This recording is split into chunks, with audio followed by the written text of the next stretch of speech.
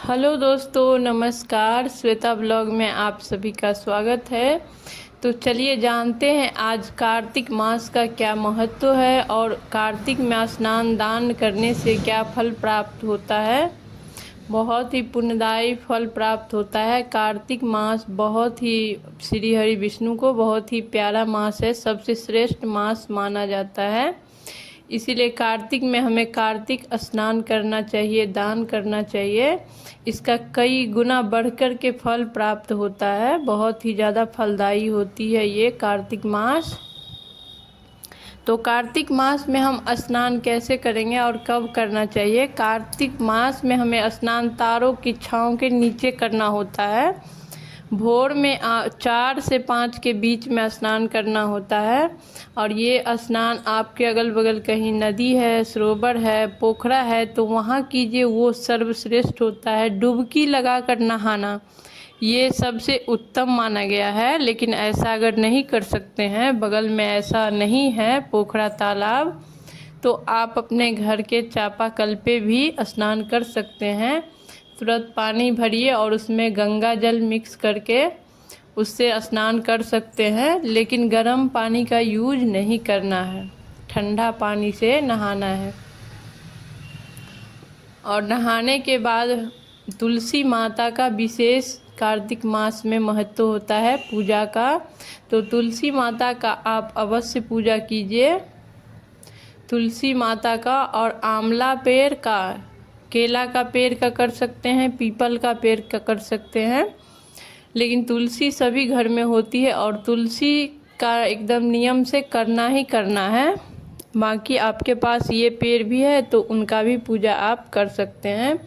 और भोर में तुलसी माता का पूजा कीजिए। जैसे पहले जल सींचिए, फिर तुलसी माता को जो प्रसाद, भोग प्रसाद चढ़ाइए, धूप बत्ती दिखाइए।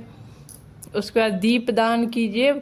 अगर अंधेरे में पूजा किया जाता है तो आप सुबह में भी दीप दान कर सकते हैं और शाम को भी किया जाता है दीपदान। दीपदान का भी इसमें बहुत महत्व होता है और इसमें बहुत मतलब कोई अंत नहीं है। आप 365 बाती का दीपदान कीजिए या 700 कीजिए, 1100 कीजिए, 5100 कीजिए या 1 लाख, 1.25 लाख, जितना आपसे हो सके उतना दीपदान इसमें किया जाता है। और इसमें ना दीप का महत्व तो नहीं होता है, बाती। आप एक दिया में अगर 10 बाती लगा रहे हैं तो वो 10 दिया का पुण्यफल प्राप्त होगा, वो 10 दिया काउंट होगा।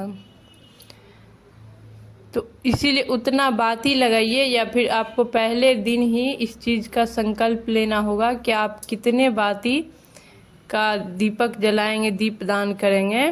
सबसे श्रेष्ठ होता है दीपदान कि आप जलाशय, पोखरा, नदी, तालाब में कहीं दीपदान कीजिए। ये क्योंकि हरि विष्णु का जो वास होता है कार्तिक मास में, देवसैनी एकादशी के बाद उनका वास होता है जल में। और जो जल में दीपदान करता है उनको बहुत ही पुण्यफल प्राप्त होती है।